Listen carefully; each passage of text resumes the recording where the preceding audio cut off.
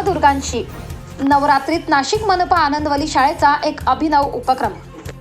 नाशिक नुकत्याच सुरू झालेल्या नवरात्री उत्सवात नाशिक महानगरपालिका शाळा क्रमांक 18 आनंदवली शाळेने विविध क्षेत्रात कार्य करणाऱ्या नवदुर्गांशी संवाद मालिका हा एक अभिनव उपक्रम सुरू केला आहे।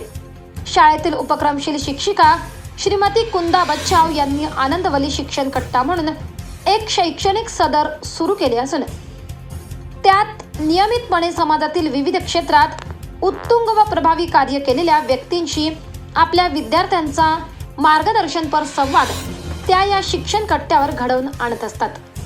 या शिक्षण कट्ट्यावर नवरात्री उत्सव काळात समाजातील विविध क्षेत्रात आपल्या कार्यकर्तृत्वाचा ठसा उमटवणाऱ्या महिलांचा प्रेरणादायी जीवन प्रवास आपल्या विद्यार्थ्यांना कळावा म्हणून त्यांनी या दुर्गांशी संवाद घडवून आणणारा संवाद नवदुर्गांशी ही मालिकाच सुरू केली आहे।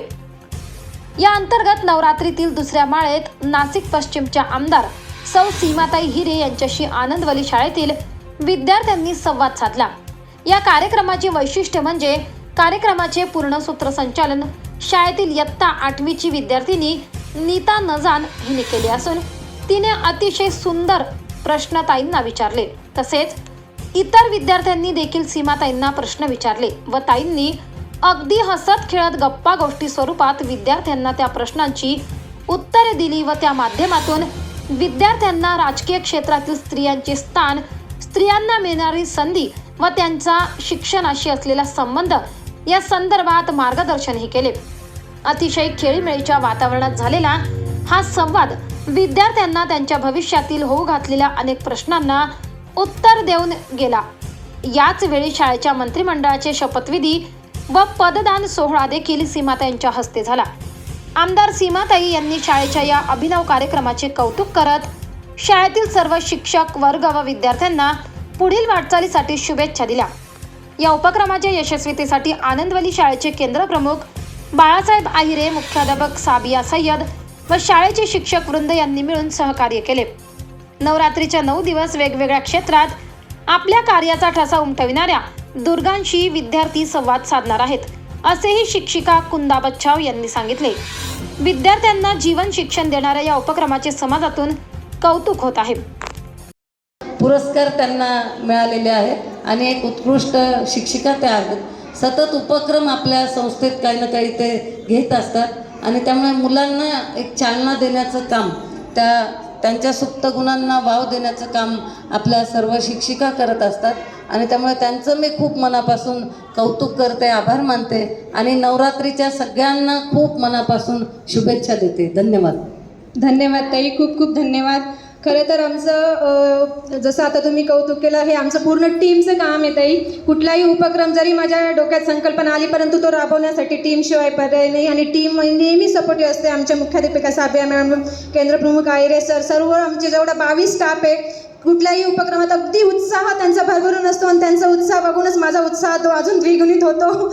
आणि आमचे हे विद्यार्थी, या विद्यार्थ्यांना पुस्तकी ज्ञानाबरोबरच जीवन शिक्षण मिळावं त्यासाठी माझी आणि आमच्या सगळ्यांचीच धडपड असते। कारण आम्ही त्यांना 8वीपर्यंत शिकू पण जीवनाच्या आपल्या ज्या समस्या असतात किंवा जीवन शिक्षण मिळालं तर त्यांना स्वतःला त्या समस्या सोडवता याव्यात म्हणून आमचा हा वेगवेगळ्या माध्यमातून विद्यार्थ्यांना विकास करण्याचा हा प्रयत्न असतो। ताई, आत्ताच आपण म्हटलं की आता एक माझा शेवटचा प्रश्न तो ॲड नव्हता। मोदी साहेबांनी आता आपल्याला आपल्या स्त्रियांचं कर्तृत्व त्यांनी जाणलं आणि आपल्याला संसदेमध्ये सुद्धा आपल्याला आरक्षण दिलं आणि ती खूप मोठी अचिव्हमेंट आहे आपल्या महिलांसाठीची म्हणेल मी।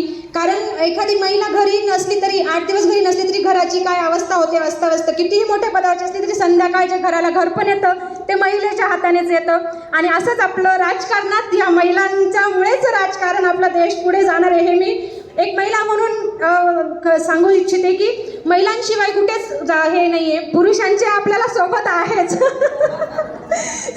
त्यांची सोबत आहेच, पडद्यामागचा व्यक्ती पण खूप महत्त्वाचा असतो।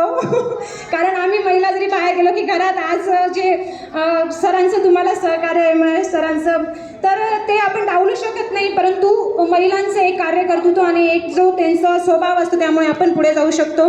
तर मला एक विचारायचं आहे की ताई, की महिलांचं राजकारणातल्या स्थानाविषयीचं काय तुम्हाला सांगू वाटेल, की किती त्यांना संधी आहे किंवा त्यांना किती महत्त्व आहे पुढे महिलांनी यासाठी जाण्यासाठी? हा माझा एकच शेवटचा प्रश्न आहे फक्त. तर त्यामुळेच आरक्षण मागावं लागलं. महिलांना आरक्षण घेण्याचं कारणच ते आहे की आजही आपण बघितलं तर विधान भवनात खूप कमी प्रमाणात महिला आहेत. म्हणजे जर 288 आमदार असतील तर 30 ते 35 फक्त महिला या आमदार आहेत. आणि त्यामुळे आरक्षण दिल्यानंतर त्या ठिकाणी महिलांना ही संधी द्यावीच लागते.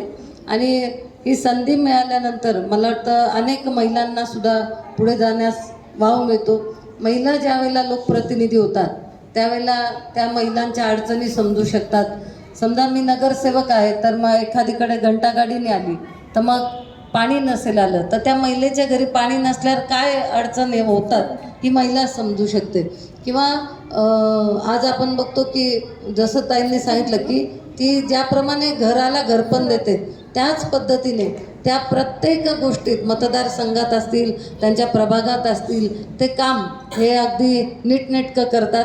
आणि महिलांना संधी दिली तर मला वाटतं निश्चितच मोदीजींचा देखील विश्वास आहे की त्यांनी आत्तापर्यंत अनेक महिलांना चांगल्या चांगल्या पदावर संधी दिली. मग आपल्या अध्यक्ष या मीरा कुमार होत्या, त्याचबरोबर आपल्या परराष्ट्र मंत्री या सुषमाजी स्वराज होता, वस्त्रोद्योग मंत्री आपल्याला स्मृती इराणी सगळ्यांना माहिती असेल, त्याचबरोबर मनेका गांधी या देखील मंत्री होत्या. अनेक महिलांना म्हणजे अर्थ खातं जे अतिशय महत्त्वाचं आहे तिथे सुद्धा आपल्या मंत्री होत्या निर्मला सीतारामन.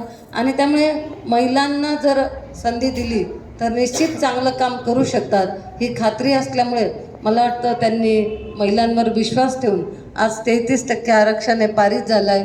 ते जरी आता मंजूर झालेलं असलं तरी त्याला वेळ लागणार आहे अजून यायला. पण महिलांना पुढच्या काळात खूप चांगली संधी निश्चित मिळणार याची मला खात्री आहे.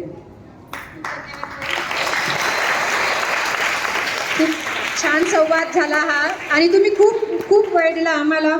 आपल्या नाशिकच्या आमदार ह्या केंद्रीय मंत्री व्हाव्या आणि तिथे नाशिकचं पद आपलं भूषवावं, आपल्या नाशिकचा झेंडा तिथं लागला पाहिजे, यासाठी आमच्या खूप खूप शुभेच्छा तुम्हाला. आपल्या या बाळगोपाळांनी दिलेल्या शुभेच्छा कधीही वाया जात नाही आणि नक्कीच एक दिवस तो येणार आणि आम्ही सत्काराला तुमच्यापर्यंत येणार. ताई, आपला आपण बहुमूल्य वेळ दिला त्याबद्दल खूप धन्यवाद. महाराष्ट्र माझा न्यूजसाठी मुख्य संपादक जनार्दन गायकवाड, नाशिक.